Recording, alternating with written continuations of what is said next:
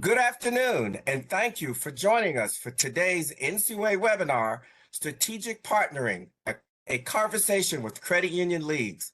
I am Ron Good, an instructional systems specialist in the Office of Credit Union Resources and Expansion at the NCUA. Before we begin, I have a few administrative announcements. If you're having any problems hearing my voice, please adjust the volume on your computer. And if you're still having problems, use your Ask a Question feature on the bottom of your console and send a message to our support team, and we'll help you right away. Please make sure that you allow pop-ups from this site. In approximately 2 weeks, the webinar will be closed captioned for on-demand viewing in the NCUA Learning Management System. You will be able to review the webinar and download a PDF version of the presenter's PowerPoint presentation. You must have an account on the Learning Management System to view the webinar as well as other valuable training. There is no cost to access the Learning Management System, and it is only available to credit union volunteers and employees. To set up an account, go to ncua.gov, Support Services, Credit Union Resources and Expansion to find the link under Learning for the LMS. There are currently almost 200 courses on various topics, including a course on understanding share insurance. Now for our disclaimer. The materials presented in this webinar are intended as an informative and educational summary of general information on how credit unions, credit union leagues, and NCUA can collaborate. The NCUA has taken reasonable measures to ensure the quality of the data and other information produced by the NCUA that is available in this presentation. The NCUA, however, makes no warranty, express or implied, nor assumes any legal liability or responsibility for the accuracy, correctness, or completeness of any information that is available through this presentation, nor represents that its use would not infringe on privately owned rights. The slides are intended for educational and discussion purposes and do not constitute legal advice nor replace independent professional judgment. Reference to any specific commercial product, process, or service by trade name, trademark, manufacturer, or otherwise does not constitute an endorsement, recommendation, or favoring by the U.S. government or the NCUA. So here is our agenda for today. We will start with introductory remarks from Martha Ninachuk, Director of the Office of Credit Union Resources and Expansion at NCUA. Followed by an introduction of our speakers, we will have time for Q&A, and then we will close out the webinar. So please answer our polling question for us. If you are a credit union, please let us know the size of your credit union by answering either up to 50 million, 51 to 250 million, 251 to 500 million, 501 to 1 billion, or over 1 billion. Or if you're with a league, let us know that. Or if you're not with a league or a credit union, let us know that as well. So we'll give you a few moments to answer our polling question. Thank you for doing that. It's good to see that we have so many different asset size credit unions, also some leagues and some non-league members. And, so it's good. This webinar is for everyone. So this is a great opportunity. We're going to have great discussion. Thank you so much.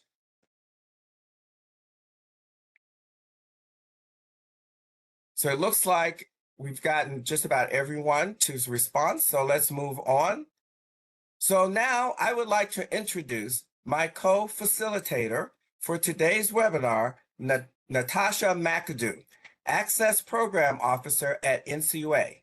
Natasha connects leaders across the NCUA to refresh and modernize regulations, policies, and programs in support of greater financial inclusion within the agency and the credit union system. Natasha, welcome to the webinar. Thank you, Ron, and good afternoon, everyone. The mission statement of the NCUA is protecting the system of cooperative credit and its member owners through effective chartering, supervision, regulation, and insurance. This is what most people are familiar with when thinking of the NCUA. However, today we'll hear from areas of the NCUA that some might not be as familiar with, but play a pivotal role in achieving NCUA's vision statement, which is to strengthen communities and protect consumers by ensuring equitable financial inclusion through a robust, safe, sound, and evolving credit union system. Today's panelists will share their own work in advancing economic equity and justice within communities of color, rural places, and underserved areas. We'll similarly have an open conversation with state leagues to discuss industry concerns and feedback from the credit union community, and to discuss how collaboration among credit unions, their leagues, and NCUA can provide several benefits to support greater financial inclusion within the agency and the credit union system. Ron, I'll turn it back to you. Great. Thank you so much, Natasha. And I would like to turn the program over to our Director of Credit Union Resources and Expansion, but I believe Martha was having trouble connecting. I don't see her connecting, that she's been able to connect. So I will go ahead and start for Martha. And when she comes back, hopefully she'll be able to address everyone. So the very next thing I'd like to do is introduce our speakers.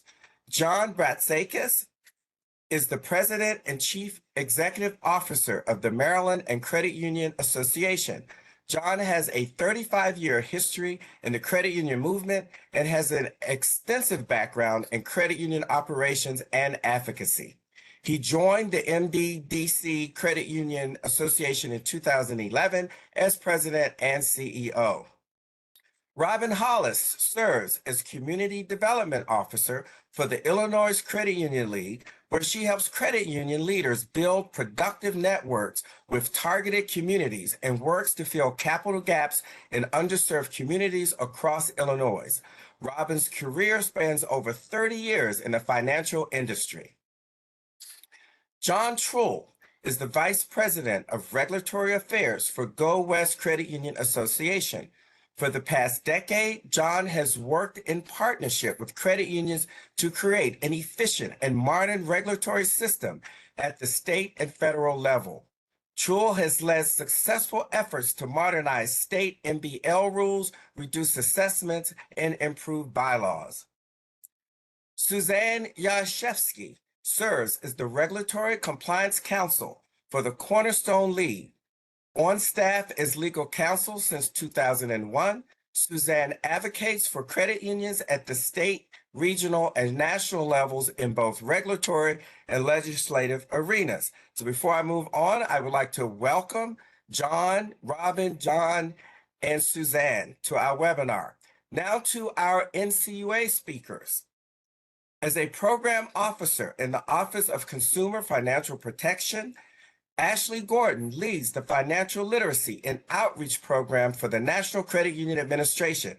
In this role, she works to empower consumers and build their financial capability and mobility through financial education and outreach initiatives.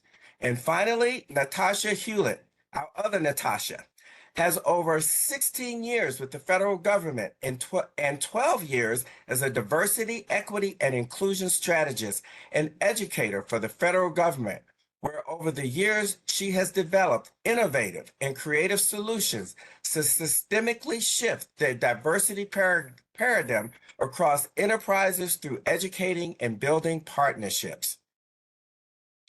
Thank you so much, Natasha and Ashley, for joining us and being a part of this webinar. Welcome to you as well. So let's get started with our conversation with the league representatives, John, Robin, and John.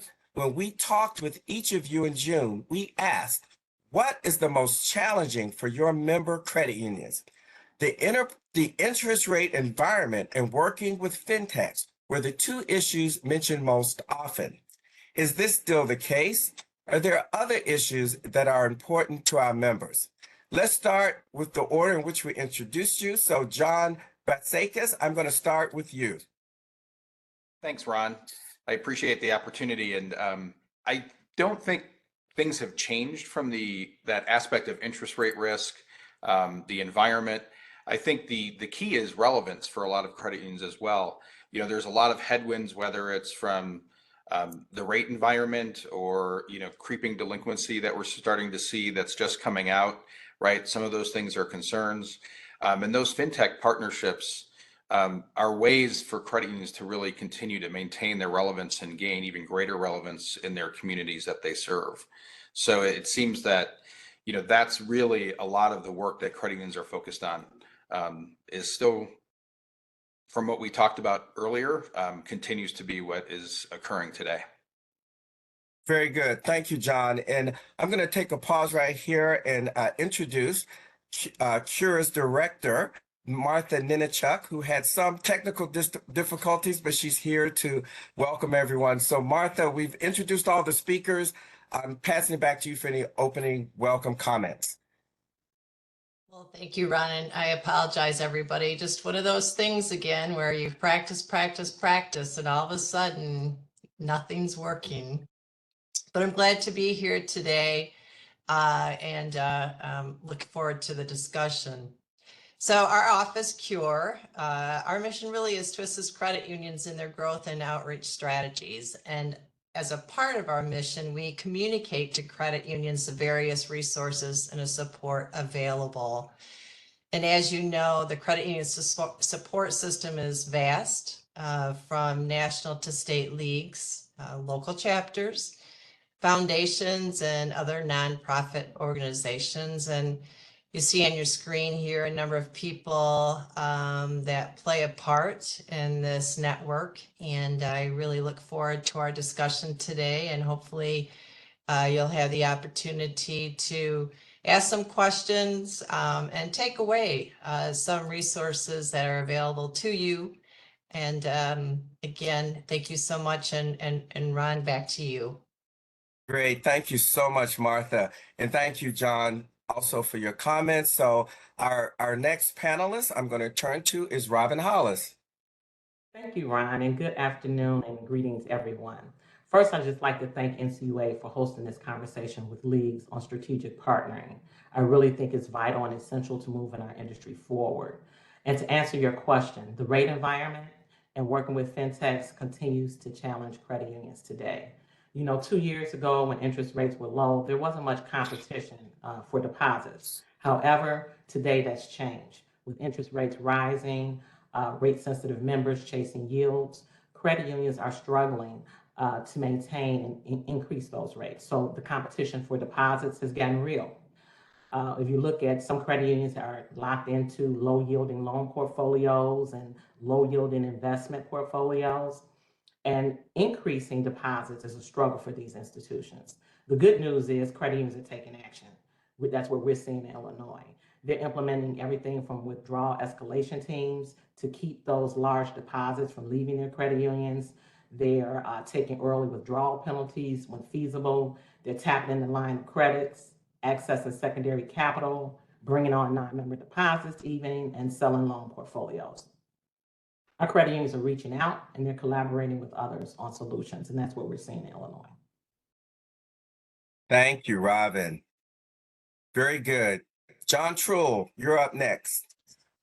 Thank you, Ron, and again, thank you for hosting this. Similar to the other panelists, Johnny B, Robin, I think it's specifically deposits. Really, it's for the first time in 15 years and maybe more, the deposit market is competitive. What that means is there are a number of credit union leaders that have never had to navigate a competitive deposit environment. So, what we're seeing in our region is similar to what others on this call are seeing. A lot of credit unions, over 100% loaned out. They're having to pay for deposits, whether that is through borrowing or paying more on savings and checking. Two of the biggest factors at play are deposit accounts are being spent down, and then large deposits are leaving in a chase for yield. I think the good news, at least in the Go West region, is that we have a lot of consumer loans that are relatively short. They're paying off and creating liquidity, which really reduces our interest rate risk.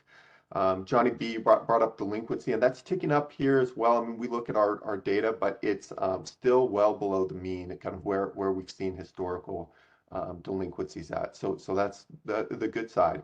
And I'll turn it back to you in the interest of time. Great. Thank you so much, John. Good points. So, Suzanne, we didn't have the pleasure of meeting with you in June, but we did talk to Jim Phelps and Courtney Moran at Cornerstone, and they also indicated the interest rate environment and fintechs as top concerns. Do you have anything to add? Are you seeing anything different from what we've already heard or what they've already shared? Yes, thank you, Ron, so much for the Mhm. opportunity. And those issues and the ones that John, and Robin mentioned are happening in the Cornerstone region as well. Those are definitely issues of concerns. They were spot on. I will add on the issue of the fintech problem, that is somewhat tied to the issue of fraud being one of the biggest challenges that credit unions in the Cornerstone region are seeing. Fraud in particular tied to the P2P platforms and CFPB's interpretation of Regulation E is definitely a challenging area for credit unions in the Cornerstone region. They are also challenged with a non-interest income and problems with overdraft and some of these class action lawsuits tied to all of that as well. Very good. Thank you, Suzanne. Very helpful. So, Natasha McAdoo, I turn it to you. Thank you, Ron. I would like to ask our league panelists, what resources or support do you feel the NCUA could offer that would help your member credit unions with these issues? And what resources support the leagues themselves offer? So let's start with John B, and we'll go in the same order. So thank you. I think the resources are a lot of things like this, the ability to engage. I think all of us, I know from the state league perspective, have a lot of resources for our credit unions, especially when it gets into that compliance area. We all have a lot of collaborations and a lot of solutions that can help. What I've found, at least in my time, especially in this role, is that ability to work with the NCUA to really, what I would say is rapidly connect the NCUA to credit unions when there's issues, whether it was during the pandemic or whatever the issue might be. That there's an opportunity to get those resources out, whether it's live and in person, whether it's virtual like what we're doing today, or a way to have a two-way feedback with our credit unions, but then loop all three of us in together as kind of being a conduit and a convener between credit unions and the NCUA, because sometimes it's better to have multiple channels to try to reach everybody and get that message out to how to support credit unions. Great, thank you. Robin? Yeah, so I think credit unions that have liquidity issues, they know they have the liquidity issue, right? They feel it in their institution. It's, in their key ratio number. So they know this. They're looking for solutions. So NCUA can help by providing solutions to credit unions. And that, tell them what they have to do. But these are some options that you can explore if you have a liquidity problem. Provide training and educational opportunities for credit unions. That would be good. You can never have too much of that. And then collaborating with other industry partners to share information and expand the agency's reach, right? NCUA has some wonderful programs available. However, that doesn't always trickle down to the credit union level. Credit unions need to hear more about what NCUA is doing and how to access all of those wonderful resources you have. Thank you. John Troll? Thank you, Natasha. As an association, I'll take the second part of that question first. We deliver structure, value, and impact through our three channels. That's the association, solutions, and then our foundation. Since this is really a dialogue about partnering with the NCUA, I'll share a little bit about the regulatory advocacy function that I lead, which really has 4 buckets. As Ron mentioned, this year we worked in partnership with the Oregon regulator on an improved assessment model that really reduced assessments for all our state charter credit unions in Oregon. But we also gave a larger percentage of those reductions to our smaller state chartered institutions. And that's just in recognition of economies of scale. And that was supported by our largest credit unions. And I just really recognize Janet Powell, our Oregon regulator, for her leadership in this area. Another example in Colorado, we have been working with Patty Salazar, Mark Valente, Vivian Belmont on a sunset review process that we expect will remove outdated statutory concepts, and really at every level, the department has been fantastic to work with and receptive to ideas. Just yesterday in Idaho, we participated in a rules hearing that once completed will be a comprehensive overhaul of all the credit union rules in Idaho. And the final product is a modernization and significant reduction in rules. You know, that's really in thanks to Patty Perkins, Anthony Polidori, James Tunka, and the entire Idaho regulatory team. And I feel like I want to mention what all the regulators are doing in partnership with Go West, but in the interest of time, I'll move on to the next piece of that. You know, we also work to improve exams and help with individual regulatory advocacy. I regularly dialogue with Sherry Freed, the NCUA's Western Region Director, as well as her Associate Regional Directors on general exam issues. And I can tell you that they, you know, I always feel heard, and when there's a valid concern, they work really quickly to resolve issues. The third area that we work on, really creating access and education. This includes some of the things that Robin talked about and others, scheduling dialogues with our regulators, hosting CFPBs, hosting educational events. But additionally, it involves our members giving time to participate in things like CFPB's Credit Union Advisory Council, FHLB boards, the Federal Reserve's Community Depository Institution Advisory Group. That's a big, that's a mouthful. So BFRA panels, and I just, you know, all of that, we have just the best credit union members. They're so engaged in this process. And then finally, we really ideate on what the future of regulatory advocacy could look like, and, you know, finding solutions to the challenges of the day. So right now, really, that's balance sheet management, and examples that include assisting credit unions with accessing the Bank Term Funding Program, assisting with subordinated debt, or just one-on-one finding solutions to individual liquidity challenges.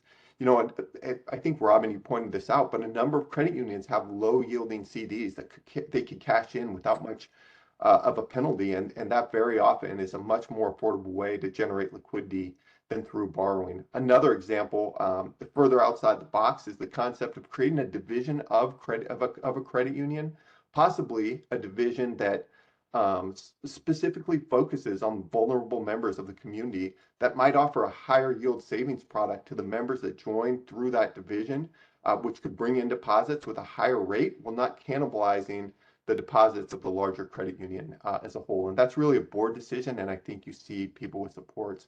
Second part of that question, I'll be quick here, you know, is what, you know, how priorities the NCUA might consider. And one thing is guidance on Treasury's Bank Term Funding Program. And I'll recognize Amy Hunter, Washington's regulator. I know she was thinking about joining this call, but after getting a number of inquiries from association and credit unions on how they viewed accessing the BTFP, she provided clear and concise written guidance. The NCUA and all of our state regulatory agencies have had a similar message to Amy's, but there's a big difference when it comes from agency leadership in written form, which just creates a consistent message and clarity for our credit union. So it's that opportunity. Another opportunity, and this is a little bit more weedy, is the treatment of deposit sweep custodial accounts. Right now, credit unions across the country are utilizing sweep accounts to move deposits to other financial institutions, which helps create yields on deposits that have not been deployed. Unfortunately, due to a record-keeping issue, these credit unions with excess deposits are moving these deposits primarily to banks. And that's because FDIC has pass-through insurance and has issued a letter outlining that these accounts are individually insured. I can tell you that credit unions that are doing this would very much like to have the option to put these deposits in credit unions as well. And in addition, the NCUA is able to address this issue. It could allow credit unions to compete for deposits from other fintechs as well. And then lastly, and we can move on from here, is we really need Act modernization, the Federal Credit Union Act specifically. It is this simple. The Federal Credit Union Act has not been substantively updated since CUMA was passed more than a quarter century ago. I mean, it is time for credit unions, leagues, the national trades, NASCUS, our regulatory agencies to get behind a unified message that it is time for a comprehensive update of our Federal Credit Union Act. Before 1998, the FCUA was updated approximately every 10 years. And if you think about the rapidly evolving financial services marketplace, 10 years is too long, a quarter of a century, way too long. We should trust in our collective ability to advocate for something better. And with that, I'll stop and turn it back over to you. I took too much time. Thank you, John. Thank you. And I'll turn it, same question to Suzanne. Do you need me to ask the question again, Suzanne? No, I think I've got that. Resources. At the League, we do a regular survey of our members, and regularly over the 20 plus years that I've worked here, advocacy and compliance are at the top of the list of importance to our member credit unions. So it is a priority for us to provide assistance in both those areas to our members. So we do, on the advocacy side, work very closely with NCUA and the other regulators. So we appreciate that we have that open door policy. Occasionally, credit unions are concerned to raise issues directly with their regulator, which is no surprise. So we always encourage them to work with the League. We can often serve as the middleman to raise some of your issues and concerns to NCUA without your particular credit union being named, so you don't have to be concerned that there'll be any sort of retribution. Not that I have personally seen that over my 20 plus years at NCUA, but I know sometimes credit unions naturally have that concern. So we encourage you to use your leagues to serve as that liaison between NCUA and the credit unions and discuss some of those issues. And we've had some really good results over time. Where perhaps there was a dispute with an examiner and we helped clarify an understanding on those issues, and it was a good result for all parties. So we encourage you to do that for the credit unions on the call, and we thank NCUA for working with us on that issue. Occasionally, it can be a little challenging to determine who at the very large institution of NCUA is the appropriate person to go to answer questions. So I think being able to share that both with the leagues and the credit unions so that people understand who they can go to at NCUA for particular areas and questions would be really helpful. The other thing I'll throw out there as a reminder, those small credit unions need help in so many areas. It is really challenging to run a credit union these days, but particularly for the small credit unions who have significantly less staff. So I think if both NCUA and the leagues can provide as many resources directly to them, rather than having them have to hunt down the answers, being able to feed them the assistance and those resources is going to be much appreciated by the small credit unions. Very good. Thank you so. I'm suddenly getting. Oops, Ron. Yes, go ahead, Martha. And I'm trying to figure out why I'm getting feedback. You sound fine from my side. Okay. All right. So I'm just really listening to all the interesting conversation and feedback and great opportunities as far as resources for credit unions. And previously in my life, I ran a small credit union. It was faith-based in Michigan. I'm just outside of Detroit, about 7 million in assets. And quite honestly, when I first started there, I had no clue as to what I was doing. And the way that I survived, honestly, was learning from my examiner. She really took time to basically teach me. I mean, she wanted to make sure that the credit union survived, and from my state league, and just try to make those communications and build my network. And through going to different meetings, I would meet people and I would call them for assistance. And so I just really want to encourage participants to really lean into all the resources that are available out to you, that are available to you. And I know it's overwhelming trying to find where the resources are located. So I'm taking to heart what I'm hearing here, that we need to do a better job of communicating what resources we have available for credit unions, as well as a better job at who they can reach out to for information. So thank you for this good conversation, and I'm just going to turn it back over to Ron. Thank you so much, Martha. Thank you, everybody. Good. Oh, sorry. Can you hear me okay? Yeah, I can hear you. Okay. Well, Yes, if go I could ahead, just jump Robin. in for a minute. I really didn't cover, I didn't think I answered the second part of the question. So I kind of just wanted to chime in on what the Illinois Credit Union League offers for credit unions.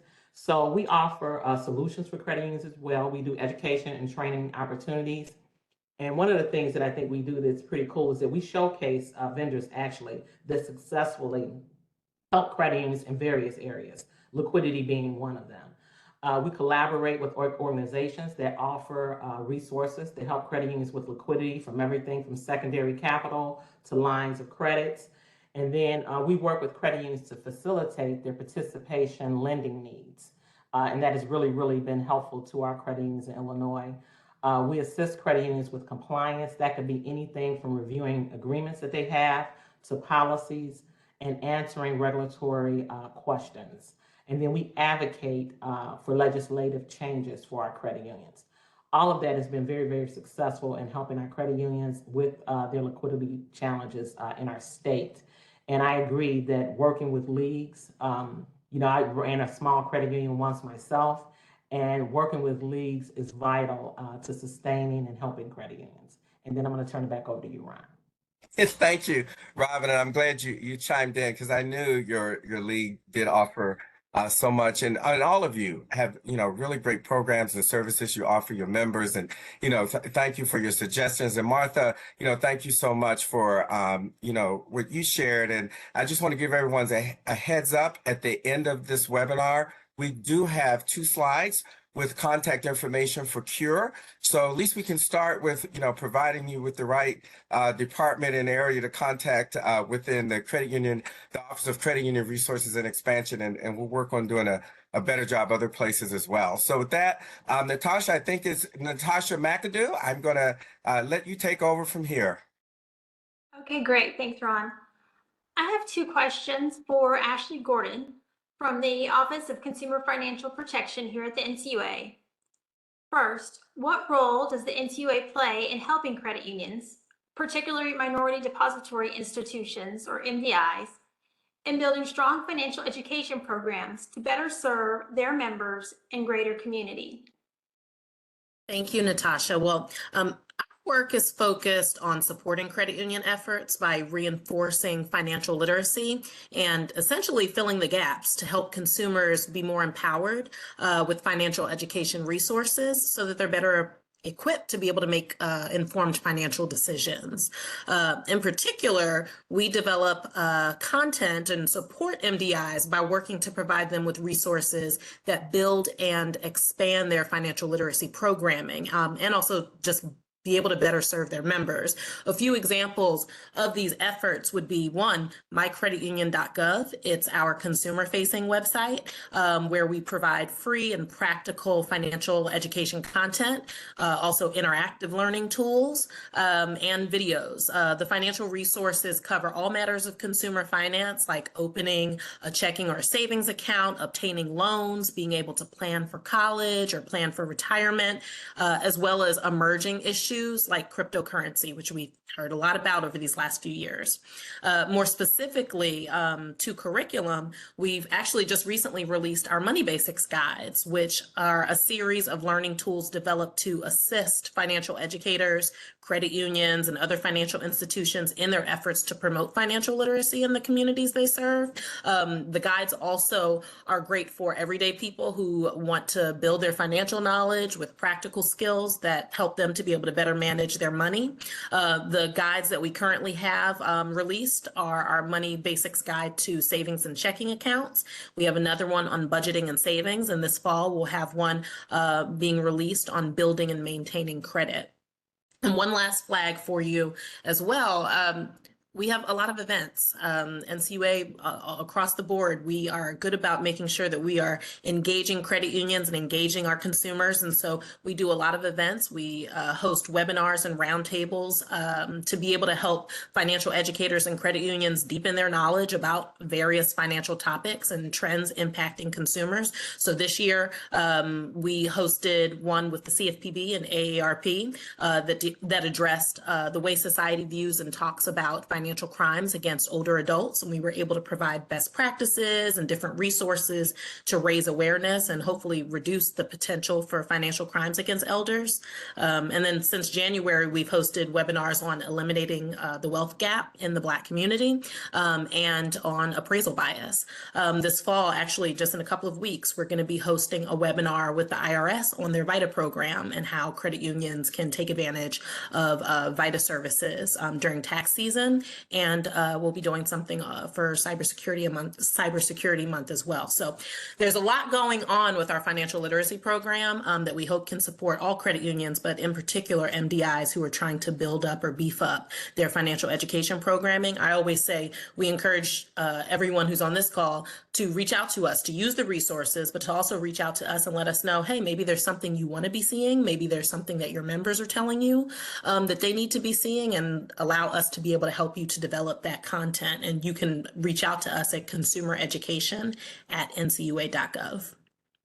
Great. Those are some great resources, Ashley. And especially, you're talking about small and MDI credit unions. They may not have someone that can create that content, and you've created it for them. And so credit unions, any size credit union can use these resources. Also, financial educators, they can put them on their own website. There's no copyright infringement since it is from the NCUA, even co-brand them. So that really takes a load off of them with keeping their members up to date and informed. They can use them for social media posts. So thank you. Thank you. Thank you. Speaking of MDIs, Ron, can you tell us a little bit more about the MDI preservation program? Sure, Natasha. So Pamela Williams is the MDI program manager in CURE. She was not able to join us today, but I can talk about this program. The MDI Preservation Program is a program that supports credit unions that serve minority communities and members. The program aims to preserve and promote these credit unions by providing them with various forms of assistance, such as technical, training, chartering, and mentoring. The program also helps these credit unions access grants and loans if they have a low income designation. The program was established by the Dodd-Frank Act and is administered by CURE here at NCUA. The program, a minority depository institution is defined as a credit union that has a majority of its members, board of directors, and service area from any of the eligible minority groups. And those are Black American, Asian Americans, Hispanic Americans, or Native Americans. Credit unions can self-designate as an MDI by answering the minority question when logged into Credit Union or CU online. I also would like to mention that NCUA has a small credit union and MDI support program that provides resources for exam staff to support small credit unions and MDIs. And Robin, your point about the small credit unions was a good one, and this is a resource for them. The program was started in 2022 and is available to any MDI or credit union that has assets less than 100 million. Credit unions can contact their examiner or region to request support through this program. And finally, there is an MDI symposium coming up this October 3rd through the 4th. For MDI credit unions interested in attending, you can find more information from NCUA's website, ncua.gov. Thank you, Natasha. Yeah, thank you, Ron. Those are some great resources. And just to, the NCUA and examiners can offer customized support through these small credit unions and MDIs with the exam support program. So thank you. And Ashley, I have one more question for you. In recent remarks, NCUA Chairman Todd Harper stated, safety and soundness and consumer financial protection go together. And consumer compliance isn't just a good principle, it's good business. How can credit unions learn more about NCUA's consumer financial protection priorities and efforts? Okay, yeah, thank you. Well, credit unions can get valuable information on a range of consumer compliance topics during the upcoming 2023 Consumer Compliance Webinar. It's going to be on Wednesday, September 27th at 2 p.m. Eastern Standard Time. Staff from the NCUA's Office of Consumer Financial Protection will cover subjects including the 2023 Consumer Compliance Exam Scope activities, fair lending updates, observations on last year and this year's consumer compliance exam scope activities, and the consumer compliance hot topics or regulatory updates. In addition, credit unions can always review the NCUA's Federal Consumer Financial Protection Guide, which is available on our website, ncua.gov. The guide it provides a consumer compliance resource. It also includes NCUA and interagency examination procedures and covers most federal consumer financial protection laws and regulations that affect credit unions. Thank you, Ashley. So Natasha McAdoo, actually, I have a question for you. Speaking of consumers, what trends are we seeing for consumers who are unbanked or underbanked? Well, individuals without a relationship to an insured financial institution, like a federally insured financial institution, like a bank or a credit union, are always at higher risk and also definitely pay higher costs for alternatives. With the widespread use of mobile phones and different technological advances, there's also additional risks and potential impact for the and underbanked communities. Like Suzanne mentioned earlier, one that is very popular is the payment apps, such as Venmo, PayPal, and Zelle. According to Pew Research, more than 3/4 of adults in the United States have a payment app. Young adults use payment apps even more frequently.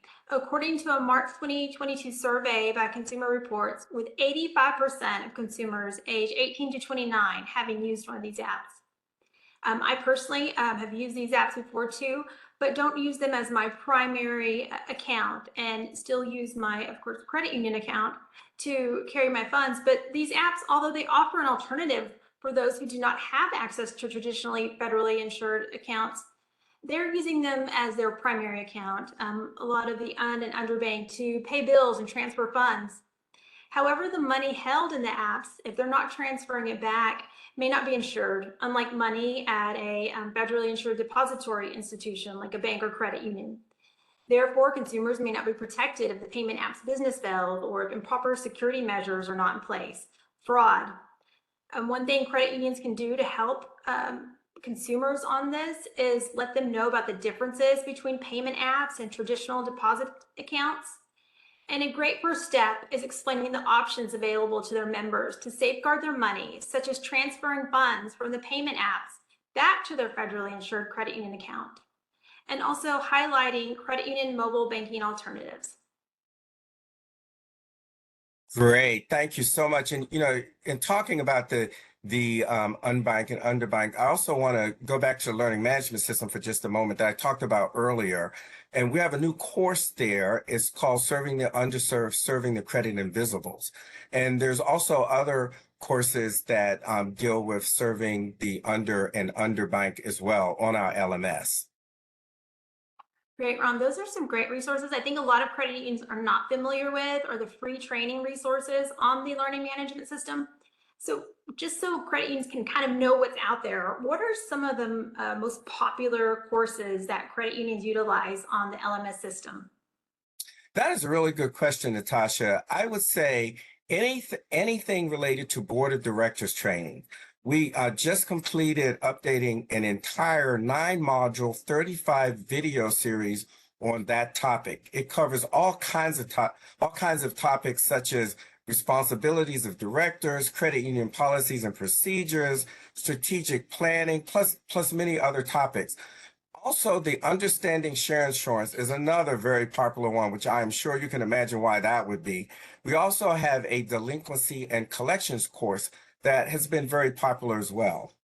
I have another question for you, Natasha. However, what are some of the current actions within the Access program to support and foster financial inclusion? Thank you. There's a couple of things I'll mention. Earlier, we talked about the Small Credit Union and MDI Support Program. That's the program where examiners are given extra hours to help these small MDI credit unions in the field to give them customized support. So currently, Access is in the process of building the framework to help evolve this program by creating a dashboard to monitor real-time feedback on trending areas of requested support. So some areas of examples of support that credit unions can get help with are examination concerns, regulatory compliance, technology needs, and succession planning assistance. Through this, we can get faster feedback and find out what is trending and the needs of small and MDI credit unions so that here at the agency, we can respond more quickly and provide training not only to benefit the examiners, but to benefit the credit unions in the field. Also, exploring financially inclusive technological trends, such as alternative credit scoring models, and utilizing data analytics to reach the unbanked and underserved communities. We are hosting 2 interactive workshops on both subjects at the upcoming DEI Summit on November 1st and 2nd. If interested in learning more about this, please register for the DEI Summit today. Space is limited because there is a limited number for in-person attendance. Ron, we also talked about the MDI Preservation Program and LMS. Besides that, what are other resources that CURE provides to assist credit unions? Thank you. So we have a grants and loan program, and we have a consumer access division that can help with things like field of membership expansion and chartering. They also, it turns out, are very knowledgeable about share insurance.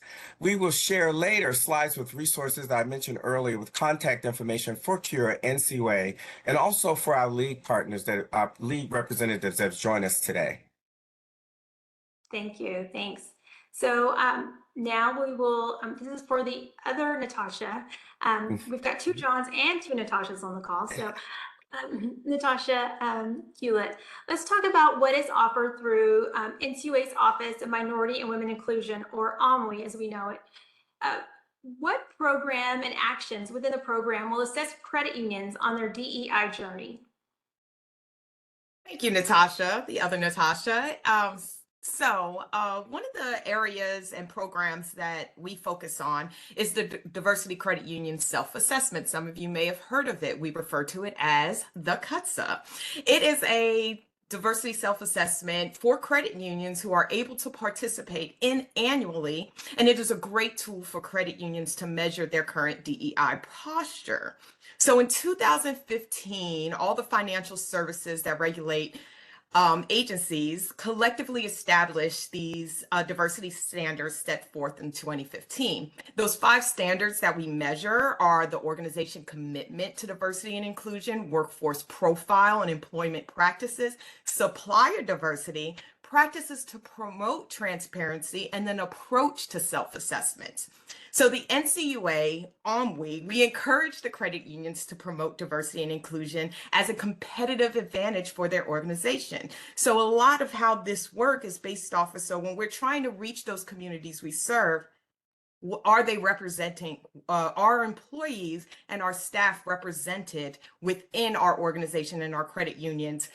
Do they represent the community? Doing so can inform, completing this CUTSA will inform business strategies that unleash employees' potential, attract talent to develop innovative solutions to leverage business opportunities, and help you identify and meet the needs of underserved markets. I do want to mention 2 key points about our CUTSA because sometimes it does get convoluted in when the NCUA is assessing our credit unions. The first is the self-assessment is definitely not required by law. However, we, the NCUA, are required by the Dodd-Frank to administer it annually. But the main point here is that this self-assessment is outside the scope of the NCUA's examination process, and the agency's examiners do not have access to this information. And your participation will not impact your CAMELS rating. And I think that has been the misconception or the understanding over the years, but this is a major program, and I have to say successfully, just in the year I've been on board with the NCUA, we doubled our participation rates. That's wonderful. That's wonderful. And then also, I'm sure you'll be talking about this and more at the upcoming DEI Summit as well. Yes, absolutely. So, one of the areas we are working on is to improve our DEI summit so that we are more engaging and provides valuable content that each participant can walk away feeling energized to be a DEI champion in the credit unions. And this year's summit, as Natasha mentioned, is November 1st and 2nd, and we are filling up quickly with our limited space. We only have so many seats left. So if you have not, I encourage you to go to the ncua.gov website. There's a banner for you to click on and you can register today. Thank you, thank you. And at the during the webinar, we'll also have some links for the MDI Symposium and the DEI Summit. So thank you. So Ron, I'll turn the program back over to you. Great, thank you so much. Thank you, also Natasha and Ashley for your input, and Natasha McAdoo for what you shared. So I'm going to go back to our lead panelists for one last question. So you've heard a little bit about what NCUA offers and our programs. So my final question to you, which is really what this webinar is about, is what does collaboration with NCUA look like to you? And we'll go in the same order, starting with my friend John B. Thanks, Ron. So as far as collaboration is concerned, and I'll try to make this fast because I know that I want to make sure all of us have an opportunity to speak to this. But for what I've seen, to being on the other side of the desk and then coming over to the association side, collaboration, there's a lot of collaboration that's already happened. I know Martha's, been willing to speak. She's come to our small credit union group. John Cutchy, the Eastern Regional Director, was part of dozens of, webinars that we held and Zoom meetings during the pandemic to answer questions and, quite honestly, to take, some tough questions and give their perspective. I think the continued collaboration on things like this are really important. I know the DEI Summit was mentioned, and that's something that we've been very engaged in. And, the way the NCUA has also reached out to industry people to be a part of that, and those thought leaders, to show examples of what goes on, I think is really important. I mean, we've been very invested and have a program with Georgetown University to do just that. And there's, the compliance resources that everybody's talked about, that all of us have tools and consulting, but really, I just can't stress enough, the collaboration looks like we have in the league system, which is a system where we can communicate together, have open communications, bring people together, as I said, I think earlier, in a way that, I think Martha said this about, a credit union and using the agency. And I know sometimes we serve as kind of that intermediary at times to be that anonymous voice. But as Martha said, we've seen our credit unions talk about their experience, and the more dialogue and the more collaboration, the more comfortable they are just reaching out directly as well. Thank you, John, very much. Thank you so much. Robin, your turn. Yeah, so collaboration looks like a lot of what we're currently doing, but the NCUA has been doing an excellent job with getting out, coming to conferences. Credit unions want to see NCUA, right, outside of just the exam. They want to see you at the conferences, at the league conventions, and they want to have a dialogue with credit unions. They want to be heard. So it's not just a one-way kind of communication. They want you to be able to hear from them as well and hear their concerns and their problems and their challenges. So continuing an open dialogue with leagues and with credit unions, I think is what collaboration does look like. Thank you, Robin. John Trull. Thank you, Ron. So I think I talked about a number of ways that we collaborate with the NCUA, but it's really about the depth of the collaboration. Right now, I'm working with Elizabeth Wyrick and Kevin Johnson from Frank Cressman's team on a bylaw amendment. The NCUA has really made people at every level accessible, but it's not just the association that works with the NCUA. Our other verticals also work with the NCUA. Earlier this week, I moderated a panel that included Natasha McAdoo on behalf of our foundation. NCUA regularly attends our annual MAX conference. They engage with our solutions partners. It's just the depth of the collaboration is really appreciated. Having said that, I do have one recommendation, and that's reconvening the Regulatory Reform Task Force and include outside stakeholders in that process. The work that came out of that was incredibly valuable, as it gave credit unions a lot more time to digest regulatory changes that were on the horizon. It kind of outlined a 3-year plan. In that report, the NCUA outlined 38 regulatory modernizations, all of which were really good for credit unions. They have been completed. Well, that task force was an internal agency task force. They used the 1/3 rules review comments to inform some of the recommendations. You know, as others have said on this call, the unified agenda just doesn't give us enough time or enough information to really contemplate the potential changes that are being considered. And then with that, back to you, Ron. Thank you. Thank you, John. And so finally, Suzanne. Yes, I would like to note that I believe in other industries, the regulators are looked at as coming in their house to scare them, which I think this is a unique industry, the credit union industry, where I truly feel like NCUA and the state regulators are working with the credit unions towards the same goal to help them serve their members. So I believe that the collaboration and engagement is really quite strong. For instance, just what everybody else said as well, but also in the Texas part of the Cornerstone region, we recently had a Texas Governmental Affairs Conference where we had the regional director for NCUA speak on a panel along with our state credit union commissioner. And the two of them spoke together to attendees, and it was very well received. And it allowed the credit unions on state chartered and federal chartered side to get a good view and good feeling and good opportunity to interact with their regulators in a relatively small group.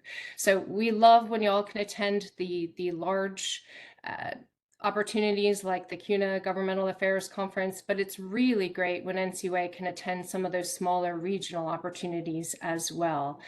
One other thing that I would throw out there is, the ability that the leagues have to work with the state regulators is really strong, where we oftentimes have communications before regulatory proposals are even officially proposed. So we talk about it on the front end and address some of the major issues before it even goes through the official comment process. And I believe that the leagues would really appreciate being involved in that, engaging with NCUA on a regular basis early on before those proposals come out. We can help give you a heads up on what the industry and the credit unions in our various regions may be thinking about those. That will help you then develop a stronger proposal that is more likely to avoid opposition, which of course sometimes happens for regulators. Thank you so much, Suzanne. So that is all the time we have for presentation. We do have a few minutes for Q&A. But before we go to Q&A, we have time for maybe 1 or 2 questions. I would like to thank once again our lead panelists, John Batsakis, Robin Hollis, John Trull, and Suzanne Yashevsky, and also Ashley Gordon, Natasha Hewlett, and my co-facilitator, Natasha McAdoo. If you have a question, please use the Ask a Question feature. If we don't get to your answer today, we will get you an answer and include the question and answer with the webinar recording when it is loaded to NCUA's Learning Management System. Now, I would like to introduce Gerardo Meza. He is a program analyst here in CURE, and he will be asking the questions from the audience. Thank you, Ron.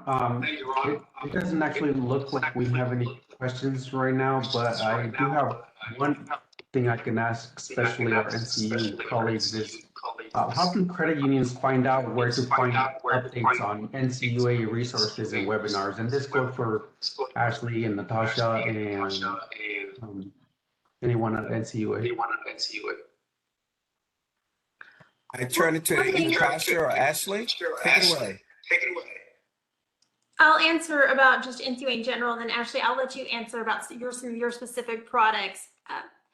So we have, if you are not already signed up, or your staff, sign up for NCUA Express. It's on the first page of our NCUA homepage, and that is where information goes out about different webinars, symposiums, training, also different things going on within the NCUA. Sometimes we found that there may be one person registered for this within a credit union, and it's really helpful. You have different areas within the credit union that are on this mailing list, so everyone is familiar with it. Also, as Ron stated, we checked the LMS learning management system that is continually being updated with new trainings and programs in there. So checking with that. And then also the NCUA YouTube page. We have a lot of different webinars on there that are archived. They're also in the LMS system, but if you're looking for some specific content or have some questions and want to see a previous webinar, you can find them in one of those places. And Ashley, I'll turn it over to you now. Thank you, Natasha. So yeah, no, I'm piggybacking actually for NCUA Express. There you'll be able to sign up for different listservs within NCUA, and we have a financial literacy and outreach newsletter listserv. So you can, if you go to mycreditunion.gov, there is a box on there that you can click to subscribe, or you can go directly to NCUA Express as well to be able to get to that newsletter. And as I mentioned before, we also have an email inbox that you are free to email us on. It is consumereducation@ncua.gov. If you email us with a question or with a suggestion, someone will get back to you and we can start a conversation to be able to figure out better ways to be able to help support the credit unions. Thank you. Excellent. Well, that is all the time we have for our webinar today. I am so sorry.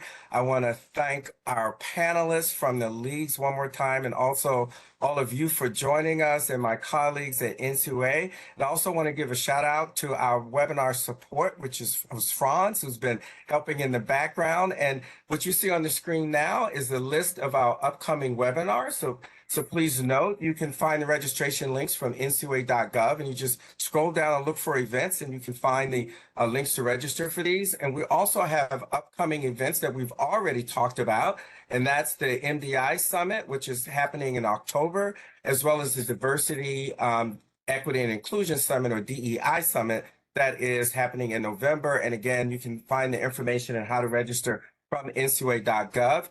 I mentioned our league contact information. Here it is right here. Take a screenshot, but don't worry. The slides are going to be uploaded to the LMS along with the recording. So you'll be able to get it from there if you don't get it from here right now. And so this is how you can contact our league our league representatives that joined us. And then here's how to contact the Consumer Access Division in CURE at NCUA. And then finally, for resources, next slide, please. This is how you can contact, related to CDFI certification, grants or loan, or about the LMS. This is how you can contact us. Thank you so much again for joining us. That concludes our webinar. Please enjoy the rest of your day.